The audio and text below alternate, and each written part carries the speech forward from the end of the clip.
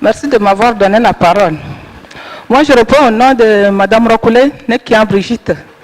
Je suis la présidente de l'Union des groupements féminins.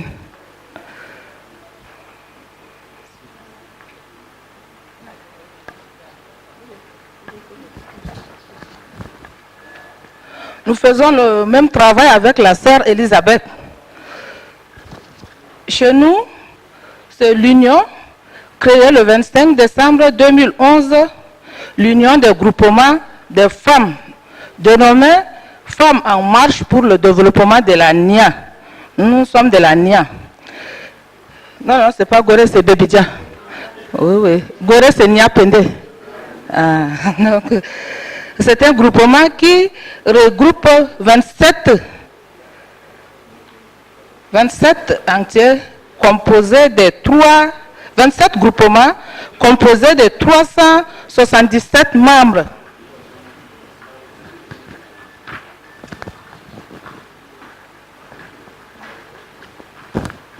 L'objectif général recherche l'autonomie socio-économique des femmes de la NIA, promouvoir les activités générales de revenus, créer des centres d'alphabétisation afin d'appuyer les scolarités de nos filles et assurer leur suivi pour éviter la déperdition. On a quelqu'un qui vous filme là. Alors, ok. Merci. Aussi la formation des membres dans le domaine spécifique, faire le plaidoyer pour le développement des femmes auprès des autorités et des ONG, de développement des femmes et des enfants. Effectuer des voyages d'échange d'expérience en vue d'améliorer les conditions de travail de l'Union.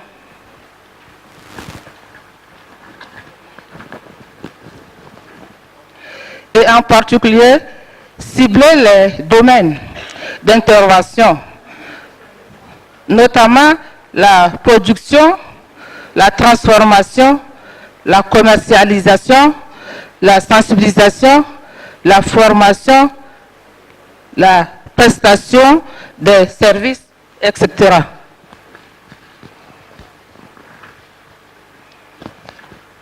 Les réalisations.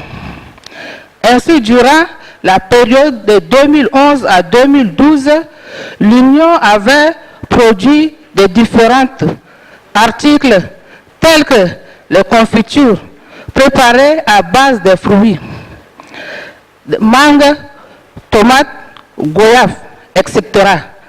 Le gari préparé à base de manioc, beurre de karité préparé à base du noix de karité, le savon linge, toilette antiseptique, crème préparée à base du beurre de karité aussi.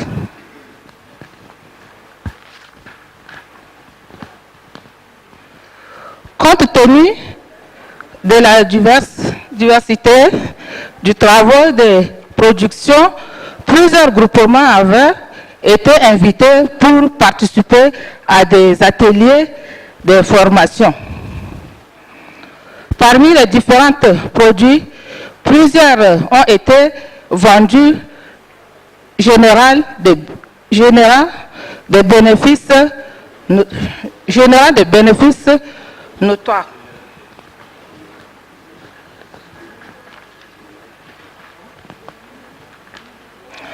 Durant la période de 2013 à 2014, les autorités locales, maires et ses collaborateurs étaient intéressés aux travaux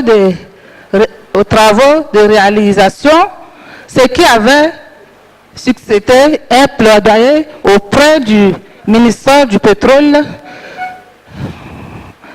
permettant à l'Union de bénéficier d'un financement de produits locaux. Exemple, couscous préparé à base de céréales. On prépare le couscous à base de toutes céréales.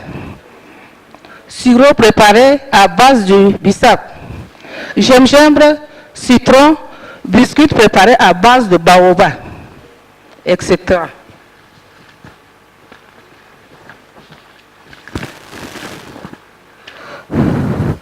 Au retour d'un voyage d'échange, les activités ont été revenues en hausse et cela avait soulagé les groupements.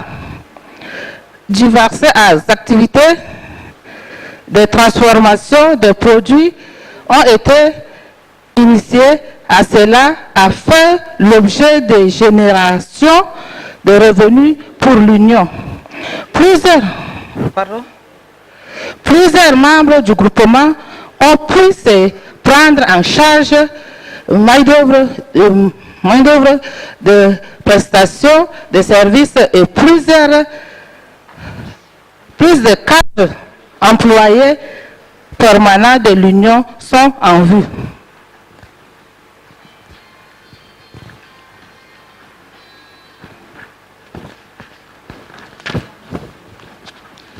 En effet, l'Union avait bénéficié d'un contrat de fourniture de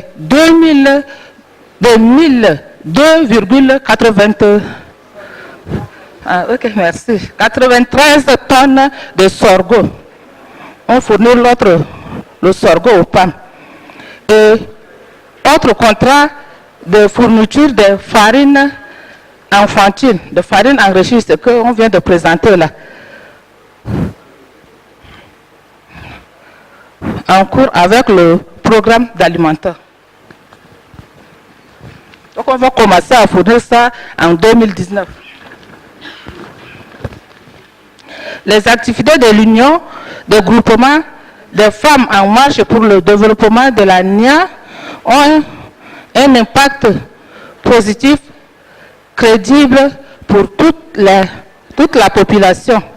Les artistes sont plus sollicités sur le marché. Les demandes est plus offre aussi, compte tenu de sa meilleure qualité. Oui. Pour finir, je demande à mes sœurs, comme on vient de parler, de création d'une activité ou bien des emplois verts. Donc je demande à mes sœurs ou bien mes jeunes filles qui sont parmi nous dans la salle qu'il n'y a pas un emploi ici au Tchad. Il n'y a pas l'emploi ici au Tchad. Il faut que nos enfants reviennent dans leur terre ou bien embrassent leur terre pour cultiver et puis produire comme nous, leurs mamans, nous sommes en train de produire là. Ce n'est pas la peine de rester ici en Djamena, perdre du temps. Pas du temps pour chercher du travail, puisqu'il n'y a pas de travail aussi, ici au Tchad. Même pas de l'autre. Il y a des enfants qui ont des diplômes et ils n'ont même pas pendant combien des années, il n'y a pas d'intégration. Donc, ce n'est pas la peine de rester ici. Mes fils, bravo. Très bien. Bon, merci, venez. Merci beaucoup. Je voulais encore parler un peu. On va répondre aux questions. Okay. Venez. Bravo. Venez, Brigitte, venez. Venez, on va, voilà. Donc, on va conclure cette matinée. Maintenant, elles sont là toutes les deux. Deux femmes qui se sont engagées pour la cause féminine, pour le développement de matières premières issues de l'agriculture. Donc on va prendre quelques questions. Je suis désolée, je ne vais pas avoir l'impression de vous censurer, mais en fait on a 5 minutes, ce qui est très très court. Donc allons-y. Alors juste, je m'excuse, mais Fanta avait demandé la parole déjà avant qu'on décide de changer la méthode. Donc Fanta, je vais te passer le micro. Est-ce que tu peux être succincte dans ta question, dans ta remarque, s'il te plaît? En tout cas, félicitations à ces bonnes dames. Elles font du bon travail. Continuez et cherchez à améliorer vos conditions de travail. Parce que la production artisanale, là, vraiment, il y a quelqu'un qui a dit que ça préservait la qualité, mais c'est difficile. Et je ne sais pas si ça génère les fonds escomptés. Il y a cela, moi, je poserais une question sur l'accessibilité des femmes aux terres. parce que je participe à des rencontres sous-régionales de femmes et ce qui revient de façon récurrente, c'est que les femmes n'ont pas accès à la terre directement. Or, là, aujourd'hui, nous parlons d'emploi vert et qui dit emploi vert dit essentiellement agriculture en zone rurale. Est-ce que ici au Tchad, les femmes n'ont pas de problème pour avoir accès à la terre, pour faire leurs activités? On va déroger un petit peu la règle, on va laisser les dames répondre. Allez-y, je vous en prie.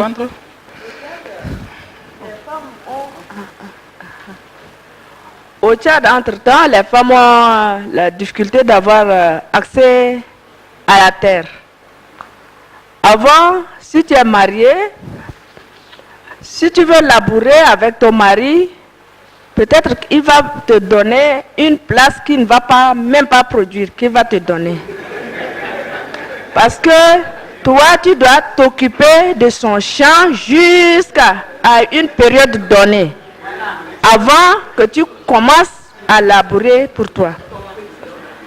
Et de nos jours, quand même nous les associations, il y a le gouvernement qui a dit qu'on doit donner une partie des terres au groupement. Donc maintenant, nous les femmes qui faisons le groupement, la coopérative, on a des terrains. Mais ce n'est pas tout. C'est là où je donne un exemple par rapport à l'Aprofican. À nos cellules, on a demandé au chef de village de donner une partie de terre aux femmes du village pour faire leurs activités. Parce qu'elles ne peuvent pas venir au niveau central à Kumbra travailler et retourner. Donc on travaille, c'est pour la population, ce n'est pas rester seulement à Kumbra.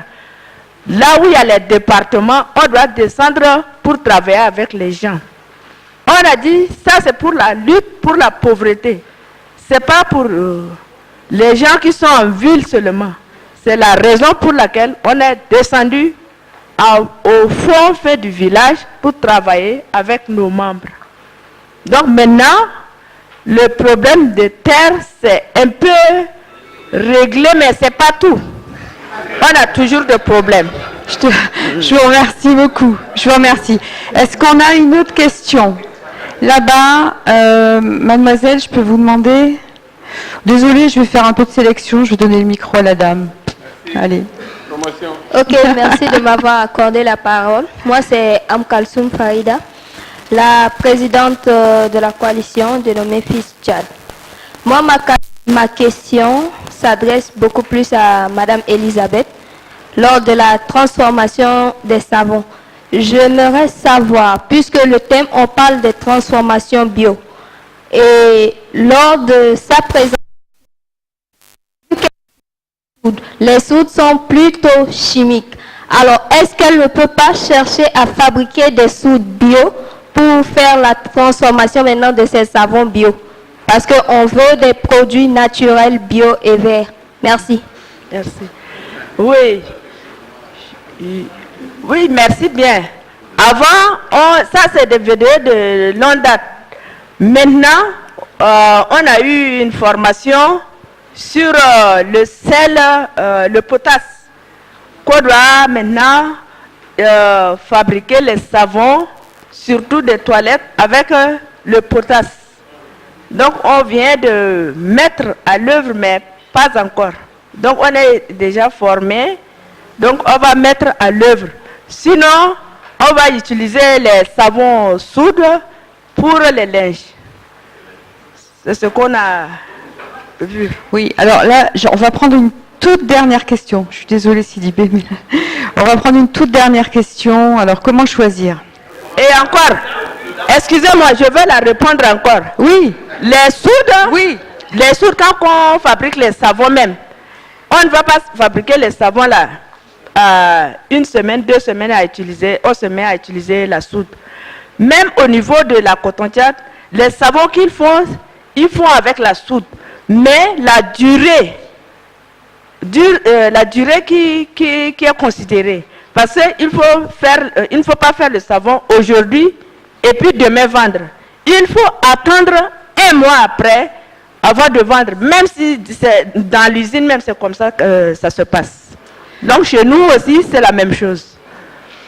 Merci pour cette réponse. Alors la dernière question, il y a une dame. Est-ce qu'il y a encore une question d'une femme?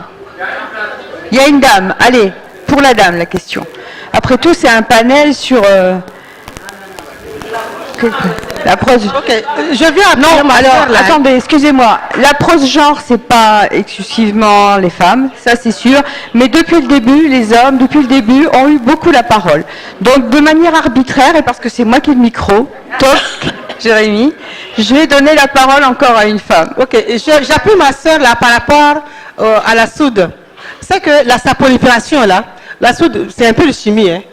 Ouais, le savon, il y a toujours de soude dedans. On peut faire le savon avec ce qu'elle a dit, mais la soude est la matière première végétale, l'huile végétale.